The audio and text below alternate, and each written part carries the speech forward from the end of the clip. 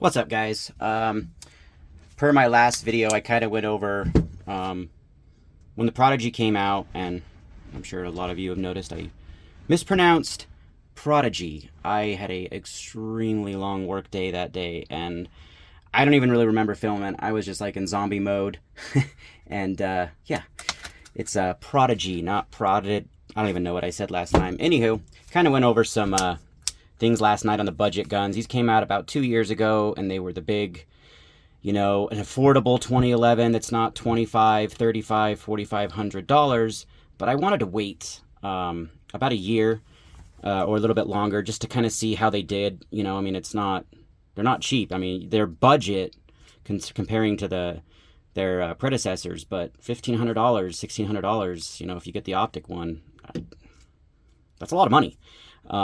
Especially for a handgun. You could build a really decent AR for that.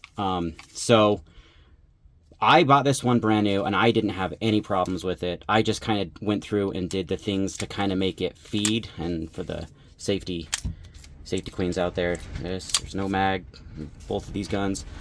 I just kind of went through and did, like putting the angle on the extractor, just some fine small things that I kind of went over, making sure that the screw right down here wasn't interfering with the extractor, stuff like that. But then recently, if you notice, I ported the barrel, and wow, what a difference. What a difference. So this is my other one that's not ported, and it is noticeably different. The gun doesn't quite muzzle ride so much. It just kind of comes straight back when it fires, and so you can really get on target. I did the Atlas trigger, and I did do the EGW kit, even though my last one I said, it's really not needed, which it's not, because this one is all the factory parts minus the Atlas trigger, and it just has, she's clear, and this one just has a phenomenal, this actually has a lighter trigger than this. I mean, it's 2 pounds right at or below or above. I mean, it's super crisp. But I carry this gun. This is a range toy. I carry this one. I just that thought of those MIM parts, an eye appendix carry. So when it's just chilling right there, pointing at the family jewels, it just in the back of your mind, just those metal injected parts. So I went ahead and did install an EGW kit, and I mean, the trigger, it's about the same. It's not that much better. It's just knowing that there's machined high quality parts when you're carrying this. If it was just a range toy, I'm not incredibly concerned about it. I know people have thousands of rounds on the metal injection molded parts, and they haven't really had problems. Not saying they haven't, but I haven't seen, sears break or anything like that. So keeping on the task of budget, double stack 1911's trademark staccato. I got that guy. Yes, I know that the gonna have to move you around. I lost my other phone stand. I don't know where it is. This one's like super small, so you're gonna get bumped around. Apologies. I know that the Mac 9 is the sister or same company as SDS Imports, Tisas. It's actually pronounced Tisas. And I was going to get the DB9, or not the DB9, that's a car, the Mac 9, Military Armament Corporation, because it has the bull barrel, it has the longer Picatinny rail for, the TLR1 and the Surefire and stuff like that. But I wanted to buy the most affordable, absolute cheapest double stack 1911 on the market and see what I could do with it. You can pick these up for, I think retail is like $750. You could probably find a used one that someone didn't really like for under $600, right around that $600 mark.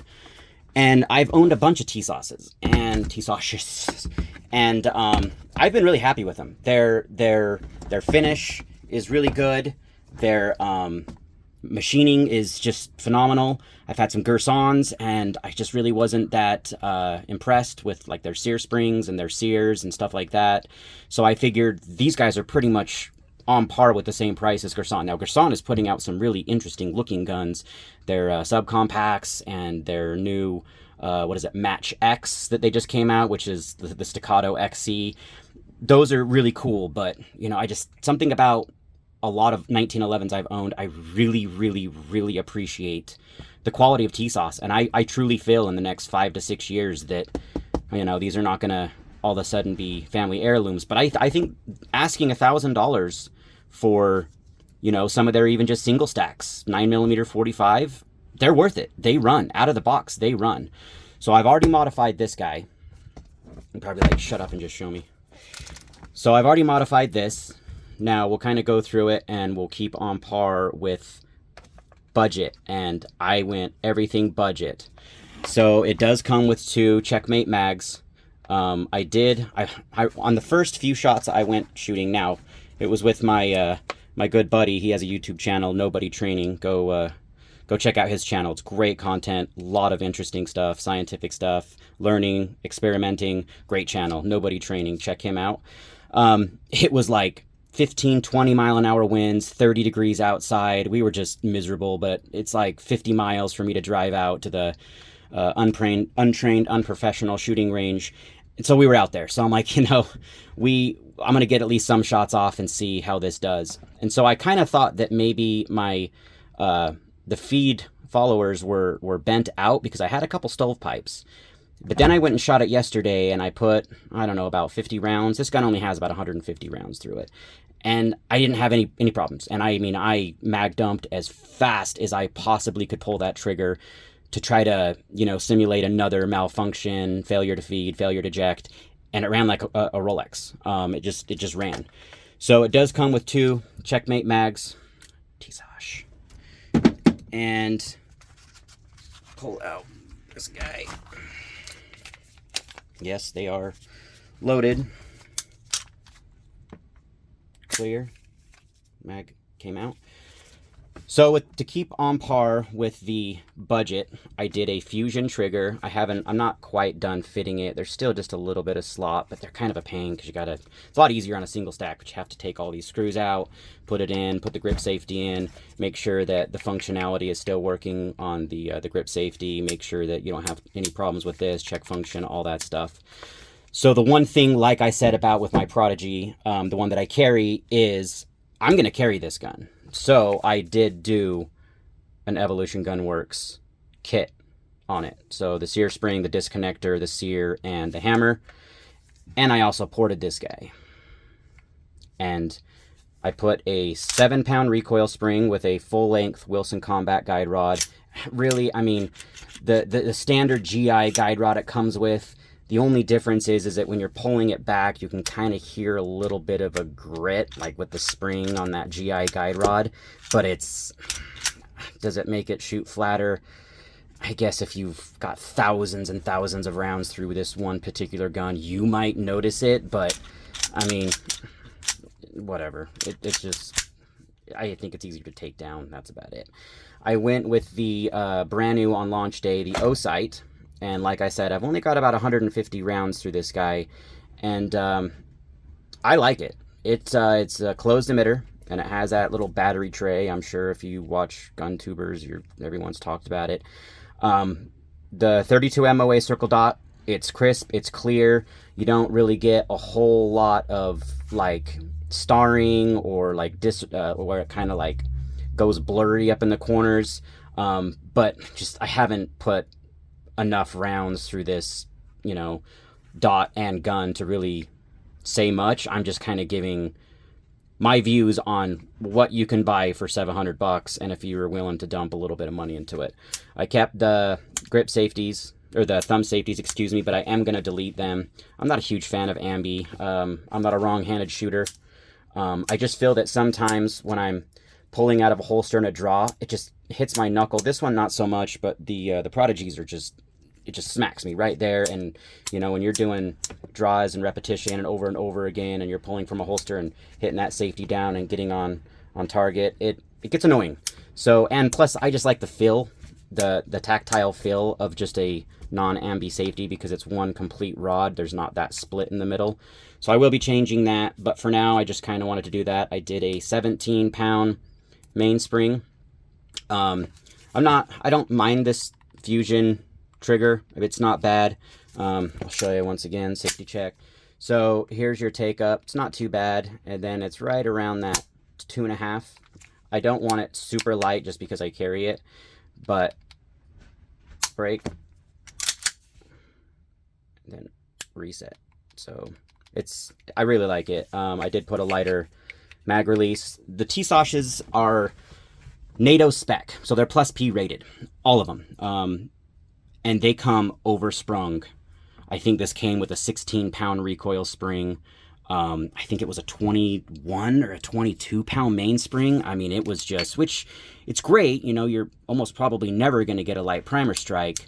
But if you run good quality ammo, which I'm guilty of not running good quality ammo, you know, you get some of those light primer strikes. And I mean, if you're out training and not just out shooting random things and then leaving them in the desert, people pick up your trash.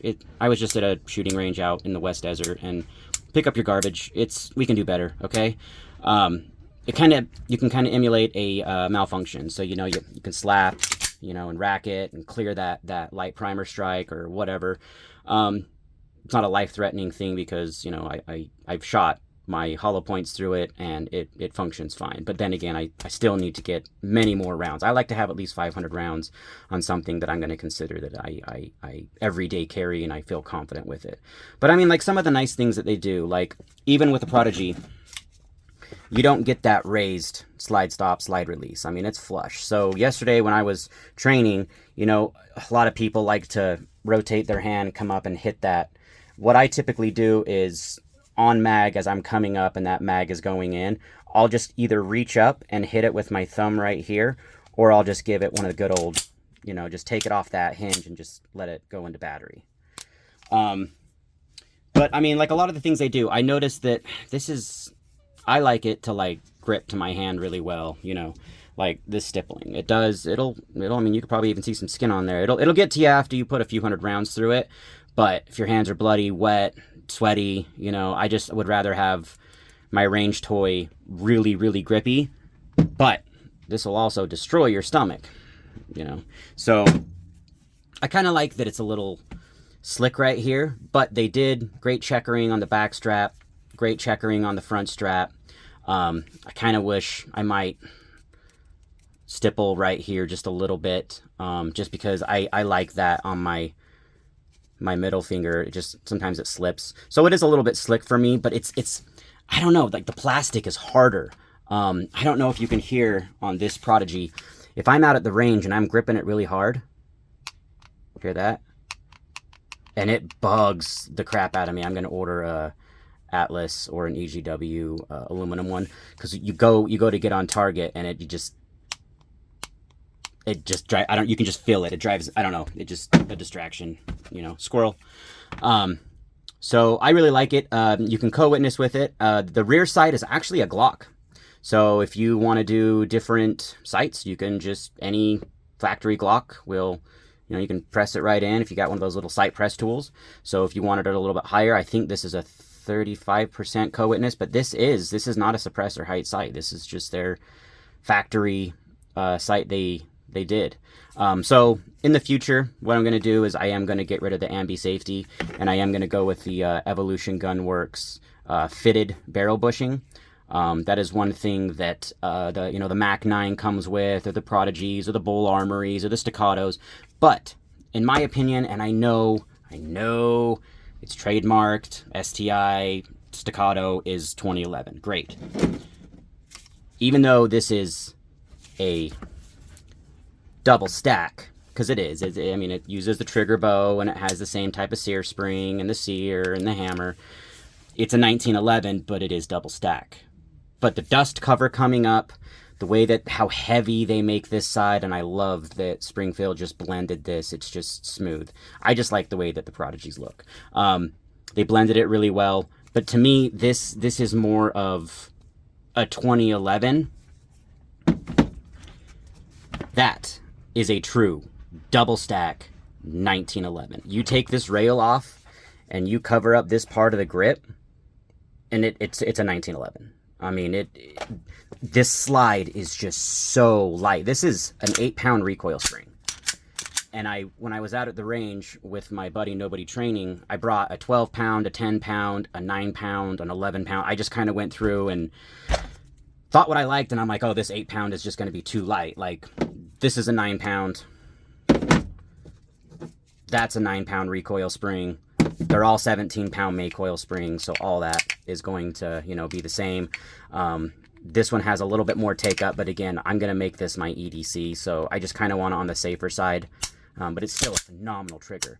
But to me, this looks like a true double stack 1911. The dust cover doesn't come up, which a lot of people are upset about because you can't put a TLR1 on because you're missing just a little bit longer that Picatinny rail. But this is a carry. That's what Tisas marketed it for. This is a carry gun. So you put a TLR7 on there or any other micro compact light. This is a 4 1/4. It's not the 5-inch. So I kind of see what they did right there. But at the same time, I just think that for a over the seas company that, you know, just kind of toss some ideas around, and whoever the research and developer that worked with Tisas, they did a fantastic job. I mean, I've got a few thousand rounds through this $1,500 Prodigy, and the Cerakote is all coming up. You know, you got some holster rash on there, which is fine. It's a tool. It's gonna get, you know, it's gonna get marks and scratches, and I don't care. I'm not concerned about all that stuff. It's a tool. Now, if I, you know, scratch it on accident doing something, then I feel bad. But you know, it is what it is. Take it whatever.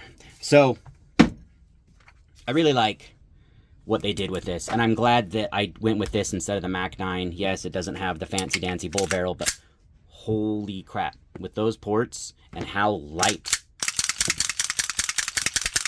that slide is, this gun just runs. I went out with a few friends yesterday, and we did some drills. We did some of the T-Rex arm drills and some of the other drills. We did the Air Marshal drill. If you haven't done the Air Marshal drill, it's from concealed carry inside the waistband holster.